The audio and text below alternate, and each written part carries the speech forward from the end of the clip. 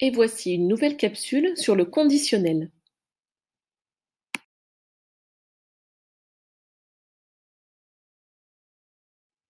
Rappelle-toi tout d'abord que le conditionnel est un mode, comme le mode infinitif, l'indicatif, l'impératif ou le subjonctif. Dans ce mode, on peut trouver deux temps, le temps simple, le conditionnel présent, et le temps composé, le conditionnel passé. Intéressons-nous tout d'abord à la conjugaison du conditionnel présent. Il te faudra utiliser le même radical qu'au futur de l'indicatif et y ajouter les terminaisons de l'imparfait. Ainsi, le verbe dire qui, au futur, se conjugue il dira, au conditionnel se conjuguera il dirait avec AIT. Pour conjuguer un verbe au conditionnel passé maintenant, il te faudra utiliser avoir ou être au conditionnel présent et y ajouter le participe passé du verbe que tu veux conjuguer.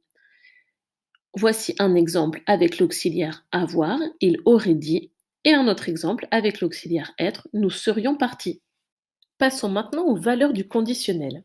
On peut utiliser le conditionnel pour exprimer une information incertaine, comme l'avion se serait écrasé, un rêve, un souhait ou un regret, comme tu aimerais voyager, mais également un ordre qui serait atténué, une demande polie.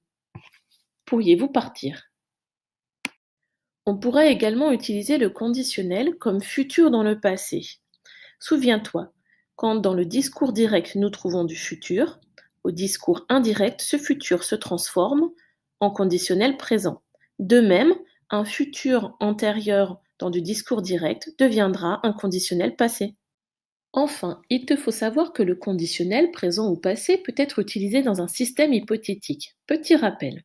Un système hypothétique est constitué d'une hypothèse, qui ici sera au passé. On identifie l'hypothèse avec la conjonction de subordination si, et dans la principale, on trouve un verbe au conditionnel.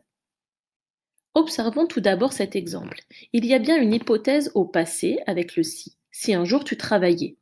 Dans la principale, nous retrouvons un verbe au conditionnel présent. Tu réussirais.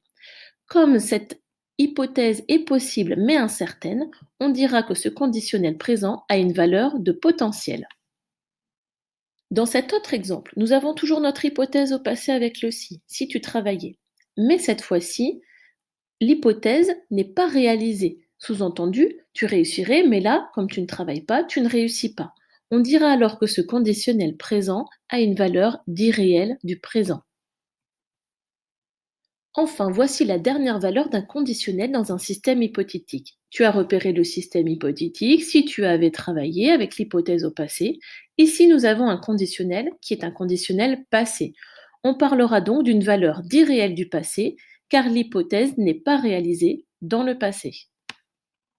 Voilà, tu sais vraiment tout sur le conditionnel, ses conjugaisons et ses valeurs. À toi de faire maintenant le travail demandé. Joyeux clic!